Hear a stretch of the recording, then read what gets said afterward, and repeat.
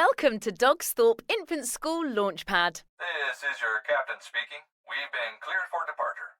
Okay, Eddie, start the countdown. 5, 4, 3, 2, 1. Let's go.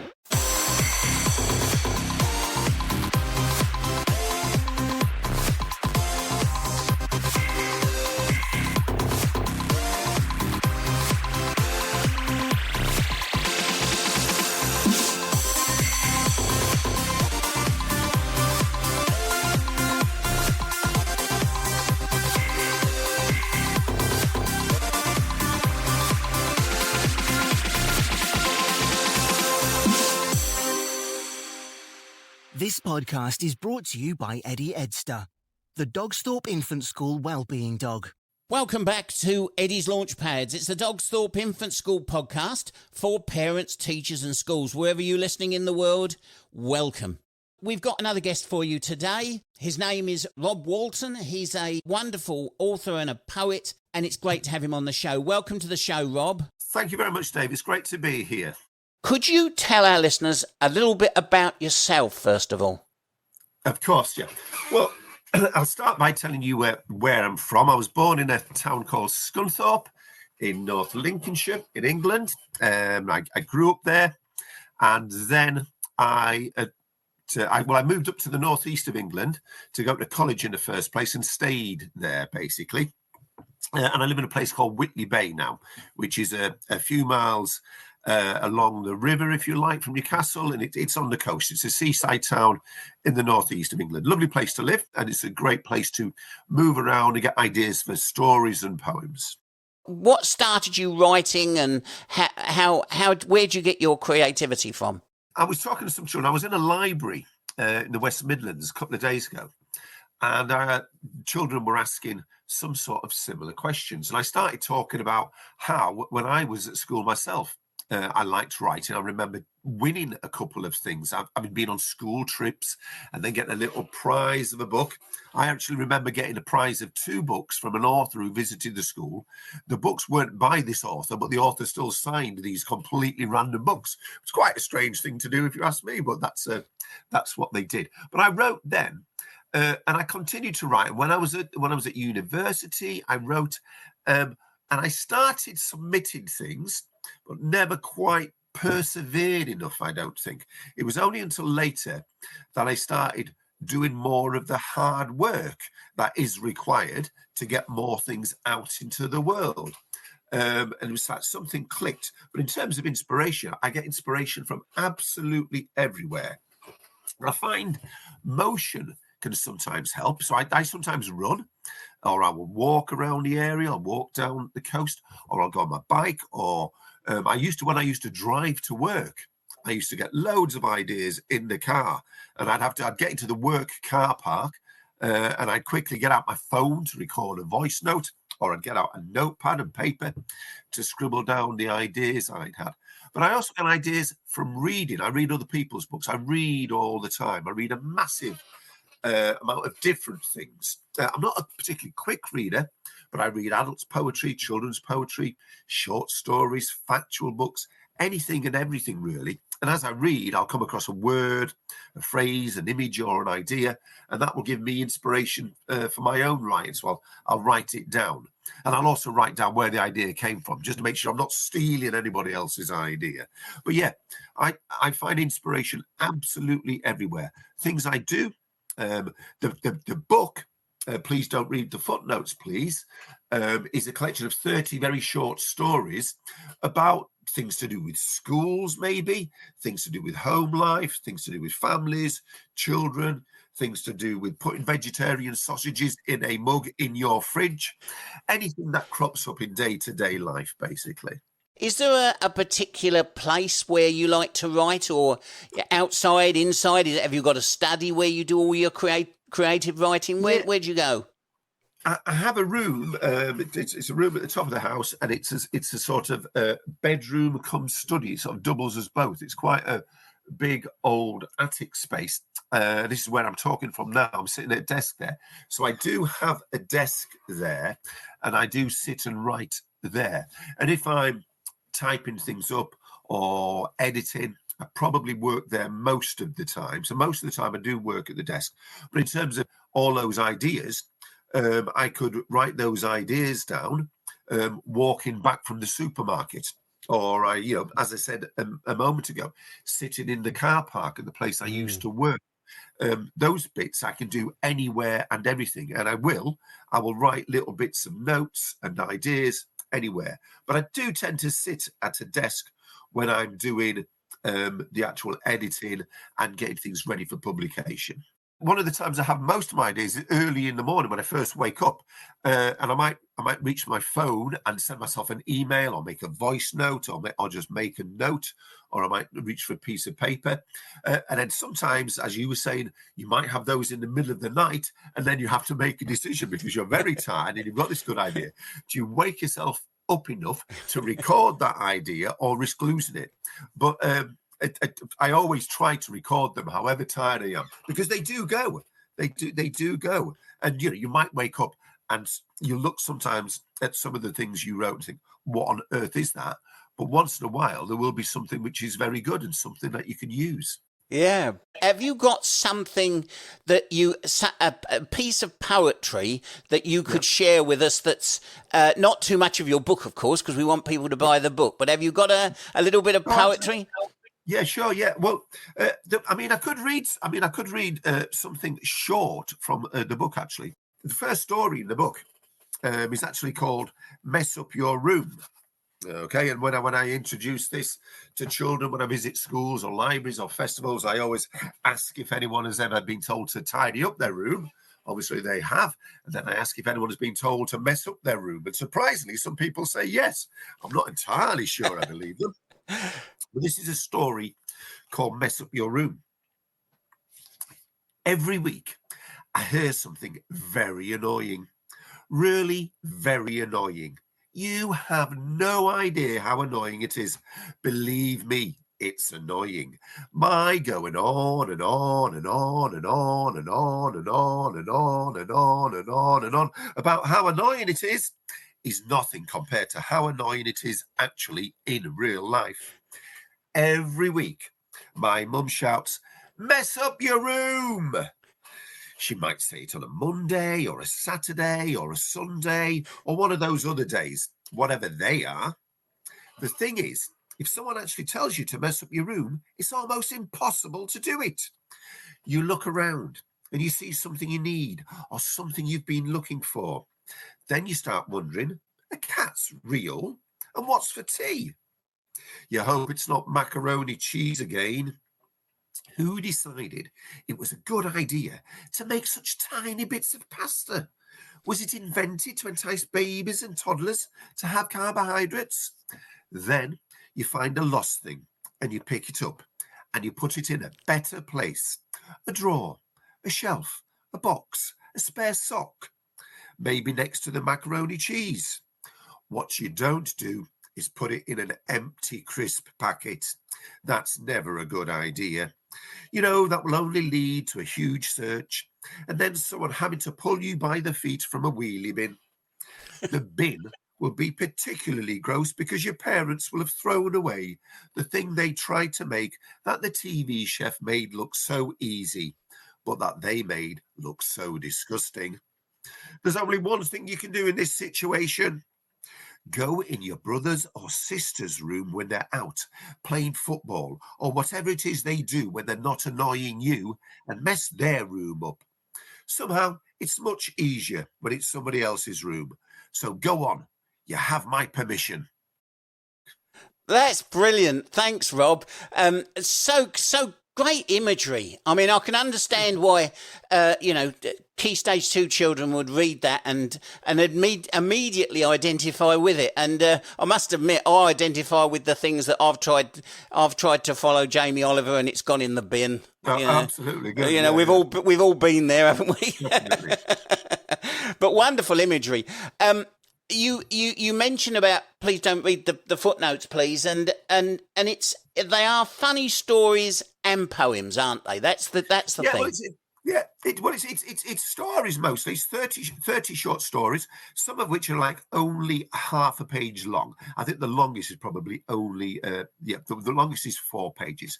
It's got a cover which is illustrated by a lovely illustrator called Rena McQuarner, big colour cover, and it has some black and white line drawings throughout, which Rena has put accompany all the stories. But I do also write poetry, and I have poetry in lots of anthologies and magazines. And if you like, I can read a sample of one of my poems now as well. If you'd like to do that. Please do. Are these aimed at children as well, or are they aimed at more adults? Absolutely, no. Yeah, I do write for children and adults, but this is going to be very much keeping this for children. Great. Yeah, and I write short stories for children and adults, but the things I'm going to be reading here are definitely for children. This one here is quite interesting because it's from a website which some of your listeners might be aware of, called The Dirigible Balloon.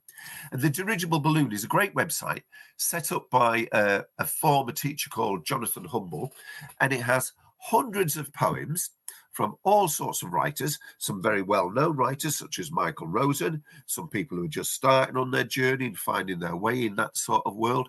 And you can search by all sorts of categories and themes, and you can search by writers. There's all sorts of wonderful stuff on there. It's a fantastic free resource. But he's also, from the success of the website, he's published 2 anthologies, which has some of the poems from the website in book form. And this one here is called Chasing Clouds. There's been a couple that have both been published to raise money for different charities. This one was to go towards the National Literacy Trust, which was great. So my poem in here plays on the idea of World Book Day. And this one is called World Muck Day. Today is a very special day. Muck and muckiness will be celebrated in schools and homes and libraries in countries across the world. Muck will be delivered to classrooms along with special muck vouchers that children can exchange for dirt, mud and filth. Teachers will bring muck into school and all will dress up as mucky characters like the Paper Bag Princess, Stigger the Dump or Harry the Dirty Dog.